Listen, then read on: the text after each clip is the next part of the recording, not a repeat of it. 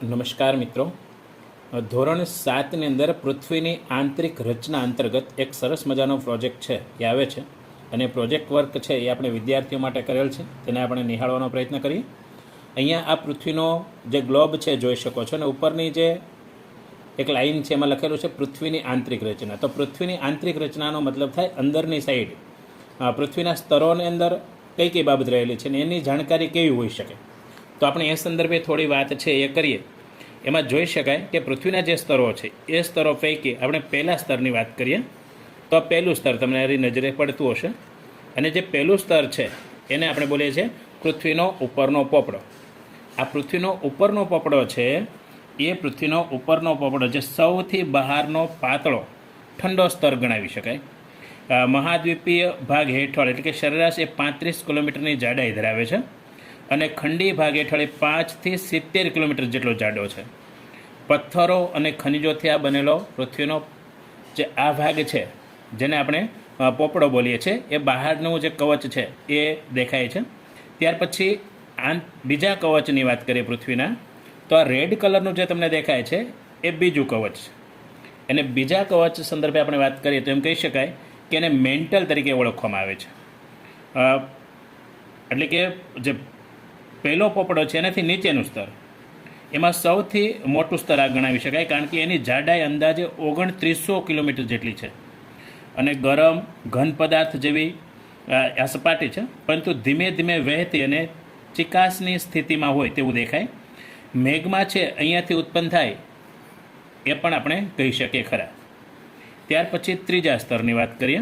આ કેસરી કલરનું જે સ્તર છે આપ જે જોઈ શકો છો એ ત્રીજા સ્તરનું તો જે ત્રીજું સ્તર છે એ ત્રીજું સ્તર છે એમાં એને બાહ્ય ભૂગર્ભ તરીકે ઓળખવામાં આવે છે. બાહ્ય ભૂગર્ભ એટલા માટે કે જે આની અંદર પણ એક ભૂગર્ભ છે એ રહેલું છે.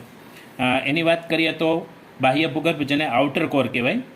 મેન્ટલની નીચે આવેલી પ્રવાહી સ્તર એની જાડાઈ અંદાજે 2200 કિલોમીટર જેટલી છે અને લોખંડ અને નિકલથી બનેલો આ પોપડો છે. પ્રવાહી હોવાથી પૃથ્વીનો ચુંબકીય ક્ષેત્રનું નિર્માણ છે એ આ બાહ્ય ભૂગર્ભથી થાય છે એમ કહીએ તો ચાલે. અને ત્યાર પછી જે યલો કલરનો તમને ભાગ દેખાય છે એ પૃથ્વીનું અંદરનું સ્તર છે. પૃથ્વીના અંદરના સ્તરની વાત કરીએ તો અંદરનું ભૂગર્ભ જેને ઇનર કોર કહેવાય અને ઇનર કોર છે એ કેન્દ્રમાં આવેલા ઘન પદાર્થ અત્યંત ગરમ સ્તર છે. ત્રિજ્યા અંદાજેની 1220 કિલોમીટર જેટલી છે. લોખંડ અને નિકલથી બનેલો ઘન ગોળો છે. તાપમાન ખૂબ વધારે હોવા છતાં દબાણ વધારે હોવાથી ઘન અવસ્થાની અંદર આ જોઈ શકાય એમ છે. હવે પૃથ્વીની બીજી થોડી ઘણી જે માહિતી છે મહત્ત્વની એ સંદર્ભે થોડી વાત કરી લઈએ. તો અહીંયા આપ જોઈ શકો છો કે પૃથ્વીના બહારથી જે પૃથ્વી છે ઘન દેખાય છે પરંતુ તેની અંદર અલગ અલગ સ્તરો છે અને ભૂકંપનો અભ્યાસ અને સિસ્મોગ્રાફના આધારે પૃથ્વીની આંતરિક રચના છે જાણવા મળે છે. પૃથ્વીના સ્તરોને એક નજરે જોઈએ તો જે આપણે ક્રસ્ટ બોલ્યા એટલે કે પહેલું સ્તર એ પહેલું સ્તર 5 થી 70 કિલોમીટર જેટલી જાડાઈ ધરાવે છે. ઘન અવસ્થા છે અને એના મુખ્ય ઘટકો ખનિજ અને પથ્થરો છે. ત્યાર પછી મેન્ટલ એ 2900 કિલોમીટરની જાડાઈ ધરાવે છે. ઘન અને ચીકણું છે. એમાં સિલિકાઇટ મેગ્નેશિયમ અને લોખંડ હોય છે એટલે કે આયન હોય છે. પછી ત્રીજી વાત બાહ્ય ભૂગર્ભ જે 2200 કિલોમીટરની જાડાઈ ધરાવે છે. એમાં પ્રવાહી પદાર્થ રહેલા હોય છે. એમાં લોખંડ અને નિકલ છે એ મુખ્યત્વે હોય છે.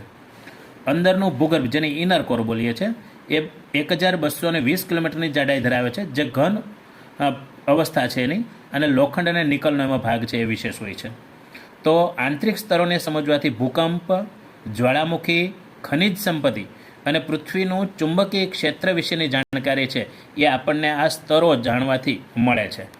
ત્યાર પછી આપ જોઈ શકો કે પૃથ્વીને જો આપણે આવી રીતે ઊભી ચીરીએ તો એમાંથી આ પ્રકારની અવસ્થા છે એ આપણે જોઈ શકીએ છીએ. હવે એક મહત્ત્વની વાત જે આપણે જણાવું અને એ છે પૃથ્વીની મહત્ત્વની માહિતી. એમાં આપ જોઈ શકો કે પૃથ્વીની જે મહત્ત્વની માહિતી છે એમાં એમ કહી શકાય કે પૃથ્વીનો કુલ વ્યાસ 12,742 કિલોમીટર. કેન્દ્રનું તાપમાન 5000 સેલ્સિયસથી 6000 સેલ્સિયસ. ભૂકંપના તરંગોની ગતિમાં ફેરફારથી આંતરિક રચનાનું જ્ઞાન છે આપણને મળી શકે અને બાહ્ય ભૂગર્ભના પ્રવાહી લોખંડની ગતિથી પૃથ્વીનું ચુંબકીય ક્ષેત્ર છે એ બનાવે છે. તો આમ પૃથ્વીની આંતરિક રચના અંતર્ગત આ એક નાનકડો પ્રયાસ છે એ પ્રોજેક્ટના સંદર્ભે કર્યો. આશા રાખીએ કે આપને આ પ્રોજેક્ટ ગમ્યો હશે. આ વિડીયો જો બદલ આપનો ખૂબ ખૂબ આભાર.